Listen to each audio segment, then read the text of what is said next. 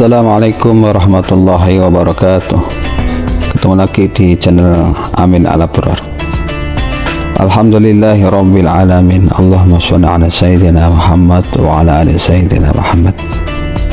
Bersyukur kepada Allah subhanahu wa ta'ala, bersalawat pada baginda Rasul Muhammad sallallahu alaihi wasallam. Mudah-mudahan kita semua mendapatkan syafaatnya beliau fid dini wad dunya wal akhirah. Amin amin ya rabbal alamin. Kali ini kita akan berziarah atau bertawasul ke makam keramat Kampung Pandan, Pademangan, Jakarta Utara.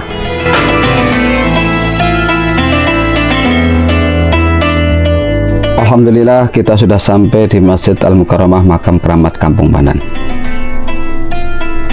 Masjid Al-Mukarramah Makam Keramat Kampung Pandan menjadi saksi bisu awal peradaban Islam di pesisir Ancol. Bangunan cagar budaya di Jalan Laut dan Daya nomor 99, Pademangan, Jakarta Utara. Pademangan, Jakarta Utara tersebut menjadi tempat peristirahatan terakhir 3 penyebar agama Islam yang kini dikeramatkan. Rentetan sejarah salah satu masjid tertua di Jakarta itu bermula ketika 2 orang Habib asal negeri Yaman menyiarkan ajaran Islam ke penjuru Nusantara.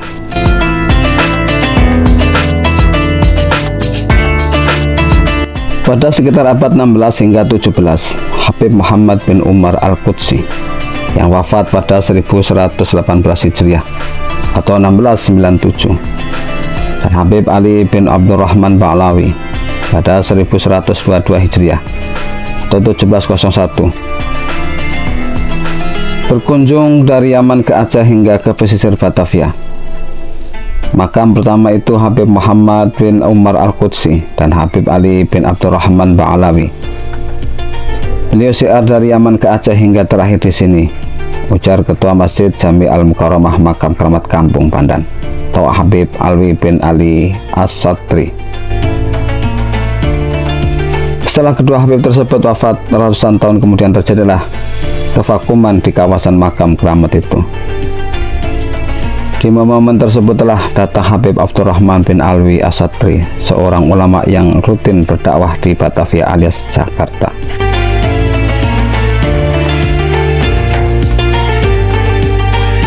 Habib Abdurrahman awalnya ditugaskan mencari makam kedua wali atas perintah Habib Abdullah bin Muhsin Al-Attas asal Bogor, Jawa Barat. Berbulan-bulan pencarian, Habib Abdurrahman akhirnya mendapati 2 pusara tersebut. Kala itu mulai banyak orang yang beraktivitas di sekitaran lingkungan makam. Mereka inilah tawanan Belanda zaman VOC yang dibawa dari daerah Banda Maluku.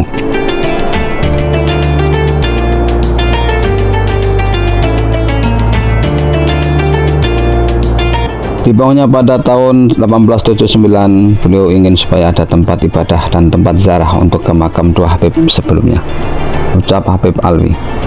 Pada 18 Muharram 1326 Hijriah atau sekitar tahun 1908, Habib Abdurrahman yang berjasa atas berdirinya masjid ini tutup usia. Beliau kemudian dimakamkan di samping kedua makam wali.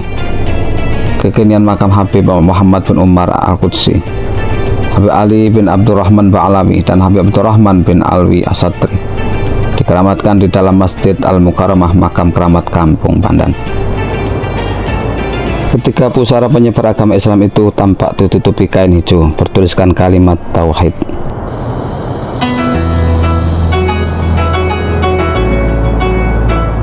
Habib Alwi kemudian bercerita soal cikal bakal nama Kampung Pandan. Dari penuturan warga setempat dan sejarah yang dipelajari, Kampung Pandan disebutkan berasal dari para perawat tawanan asal Banda yang dibawa Belanda zaman VOC. Jadi Belanda mengalahkan kerajaan Banda sana itu, dibawa berupa tawanan, ditempatkan di wilayah sini. Sampai dengan pasar ikan itu dalam pengawasan Belanda atau VOC, kata Habib Alwi. Hal itu juga diketahui dari keberadaan beberapa makam tanpa nama yang di dekat area masjid. Makam tanpa nama tersebut diyakini merupakan tempat peristirahatan budak-budak asal Banda yang sudah ada sejak zaman penjajahan.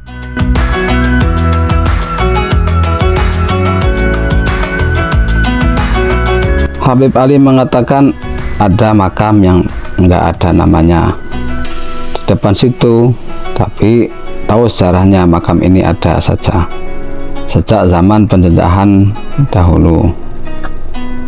Di sisi lain, lanjut Habib Alwi, meski dahulu dipenuhi orang-orang Banda, kekinian sulit ditemui keluarga asal daerah tersebut di permukiman Kampung Pandan.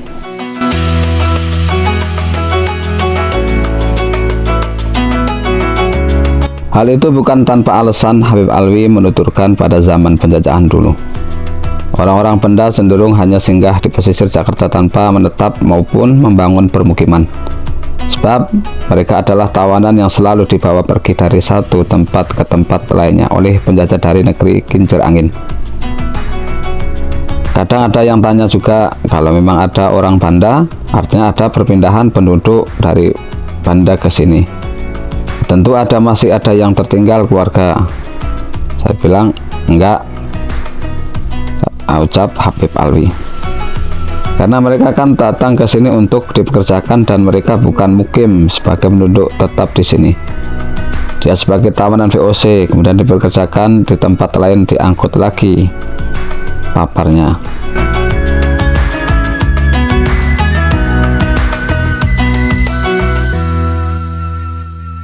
Masjid Keramat Kampung Pandan seiring berjalannya waktu akhirnya mengalami perubahan nama. Periode 2000-an namanya diubah menjadi Masjid Al-Mukarramah Makam Keramat Kampung Pandan. Nama Al-Mukarramah dikaitkan dengan keberadaan 3 makam keramat di dalamnya.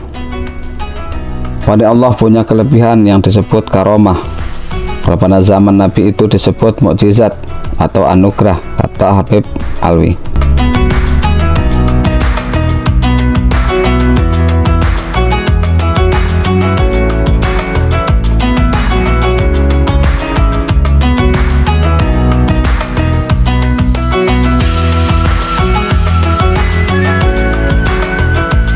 Pada tahun 1972, pemerintahan Provinsi DKI Jakarta saat itu akhirnya menetapkan Masjid Al-Mukarramah sebagai cagar budaya.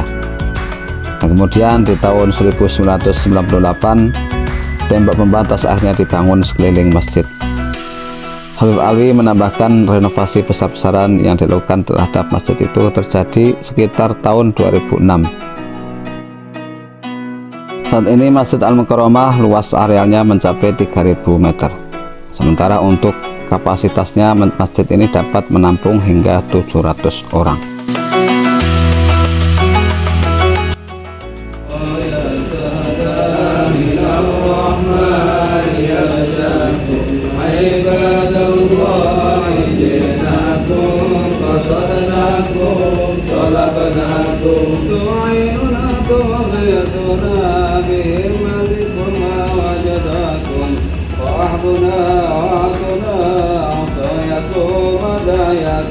سلام الله يا سادة من الرحمن يغشاكم عباد الله جئناكم قصدناكم طلبناكم فلا يبعدكم ظني فحشكم وحاشاكم سعدنا إذا أتيناكم فحسن حين زرناكم سلام الله يا سادة من الرحمن يغشاكم عباد الله جئناكم وصدناكم طلبناكم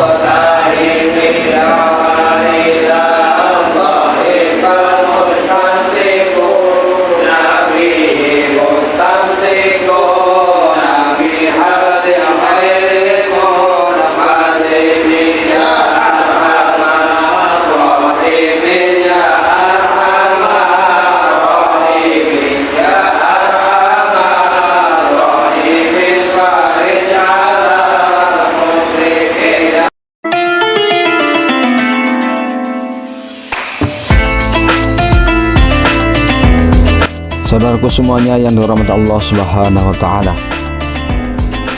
Al-Imam Al-Qutub Wujud Asy-Syahir Al-Habib Ali bin Muhammad bin Husain Al-Habsyi berkata,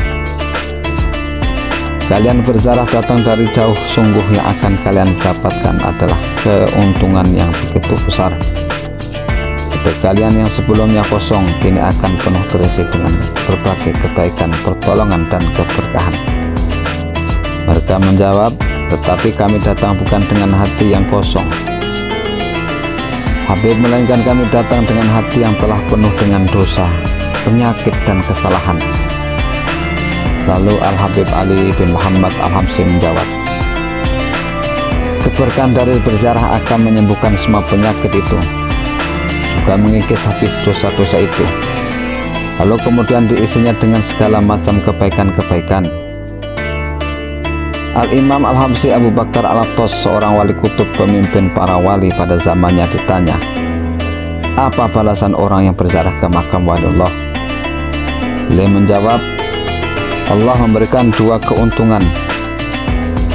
Yang pertama, yang seringan-ringannya adalah Allah akan mengampuni dosa-dosanya. Yang kedua, dan yang paling beruntungnya, dia akan mendapatkan kedudukan yang tinggi dari wali yang diziarahi. Sabda Rasulullah sallallahu alaihi wasallam.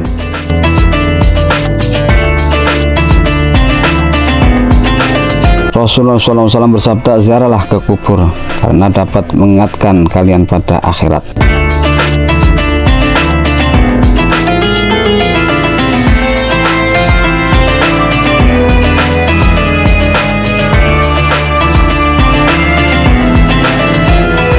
Alhamdulillahirabbil alamin. Selesai sudah kita berziarah atau bertawasul ke makam waliullah. Semoga Allah menerima amal kebaikan kita semuanya dan membalasnya dengan penuh pahala dan berkah serta maghfirahnya. Dengan harapan agar ibadah ziarah kita diterima Allah Subhanahu wa taala sebagai ziaratul maqbulatan atau ziarah yang diterima dan menjadi amal soleh di sisi Allah Subhanahu wa taala. Inilah sepenggal kisah waliullah Kampung Pandan. Semoga bermanfaat bagi kita semuanya. Amin amin ya rabbal alamin. Jangan lupa like, comment, share, dan subscribe. Terima kasih. Akhirul kalam, wassalamualaikum warahmatullahi wabarakatuh.